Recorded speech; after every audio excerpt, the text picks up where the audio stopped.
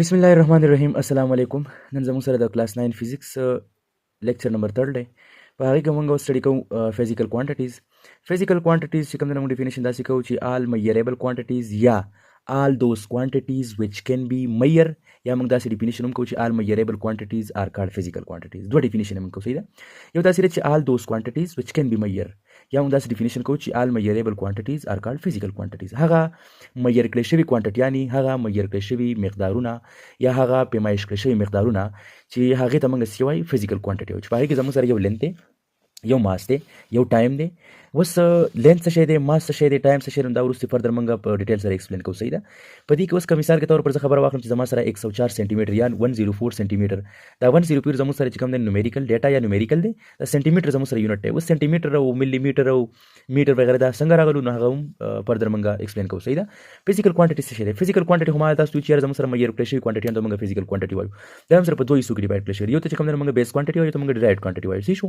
بیس کوانټیټیان زموږ سره چې کوم دی هغه 7 کوانټیټیان دي. یو چې کوم دی لینث دی، بل ماس دی، ټایم دی، انټنسټي اپلایډ دی، الیکټریک کرنٹ دی، ټمپریچر دی، اماونٹ اف سبسټانس دی. صحیح ده. داسې زموږ سره چې کوم دی ډیرایوډ کوانټیټیان هم دي. ډیرایوډ کوانټیټي یا ډیرایوډ فرام بیس کوانټیټیز، مطلب دا کومه بیس ډیرایوډ کوانټیټیان چې د رسنه جوړ شوي د بیس نه شروع شوي. لکه هغې کې زموږ سره سپیډ دی، اکسلریشن دی، والیوم دی، فورس دی، پریشر دی، ډینسټي ده، او نیکسټ ون زموږ سره څه شی دی؟ چارج.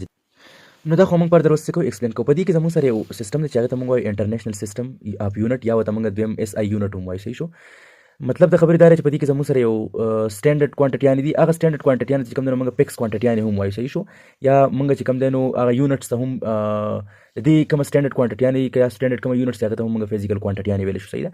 11 سنچري کې چې کوم دی یو جنرال کانفرنس یو د وزن په باره کې، او هغه دا خبره کړې چې 11 سنچریز کانفرنس آن ویټو اینڈ میجرمنټ هولډ آن فیئرز. مطلب دا دی چې زموږ سره په 1960 کې دا 11 سنچري وه، په دې کې یو کانفرنس یو آل کنټریز چې کومه ممبرانو یا آل کنټریز چې کومه زموږ سره مشرانو هغه راوځي شو، هغه په دې باندې بحث وکړو. دا تقریبا د 1960 خبره ده. په هغې کې چې کوم دی یو کانفرنس یو هغې ته یې نوم ورکړی انټرنیشنل سیسټم اف یونټ یا اس آی یونټ ته موږ وایو. صحیح شو. په هغو کې دوی پیمایش وکړه. لکه پخوا زمانه خو دا کیسې نه وي که نه، هر سړي به خپل ځان له یو وزن جوړ کړی و، دا کیلو دی، دا 2 کیلو، دا 3 کیلو دی. خو په دغې نه په دې خو باندې یو کانفرنس شو او ټول دا خبره وکړه چې که فرض که کیلو دا به زما لپاره هم یو، دا به د ادر کنټریز لپاره هم یو، دا به د غریب لپاره هم یو، د مالدار لپاره به هم. ټیک شو. دا چې زموږ سره کوانټیټي ده، بیا چې کوم دی بیس او د هغه یونټس دي. ټیک شو. په دې کې اوس لاول چې کوم دی موږ ته نیمز دي، بیا سیمبل دی، بیا نیم دی، بیا سیمبل دی. لکه اوس چې کوم دی لینث دی، لینث موږ ظاهرو د څه شي نه؟ د ایل نه. او راځي چې کوم زموږ سره بیس کوانټیټي هغه میټر دی، او میټر د څه نه ډینوټ کوو موږ؟ د ایم نه. دا چې زموږ سره چې کوم دی ماس دی هغه موږ د سمال ایم نه، او راځي چې کوم زموږ سره یونټ دی هغه څه کیلوګرام دی، او موږ ریپرزنټ کوو د څه نه؟ د کیجي نه. لکه موږ دکاندار لاړ شو، موږ داسې وایو موږ 2 کیلوګرام یا 2 کیجي چینی راکړه یا داسې خبره ورته کوو که نه. د دې خبرې مطلب دا چې زموږ سره د ماس نه دغه شوی دی. ټیک شو. ټایم شو. ټایم موږ د څه نه ډینوټ کوو؟ د ټي نه ډینوټ کوو، یا ټي سیمبل زموږ سره ټي دی، او دې چې کومه زموږ سره کوانټیټي د ناس هغه سیکنډ ده، او سیکنډ موږ د څه نه ریپرزنټ کوو؟ د اس نه.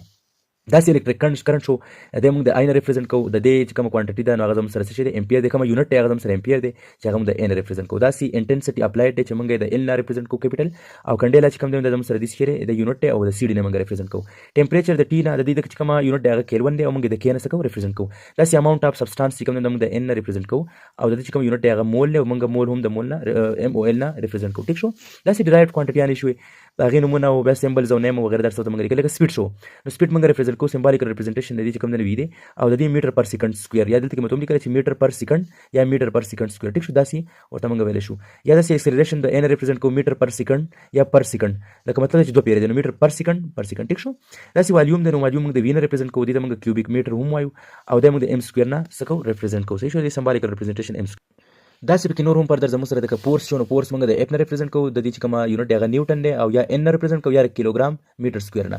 داسې پریشر دی پی نه ریپرزنټ کوو، د دې چې کومه یونټ دی هغه پاسکل یا پی ای یا نیوټن میټر سکویر شو.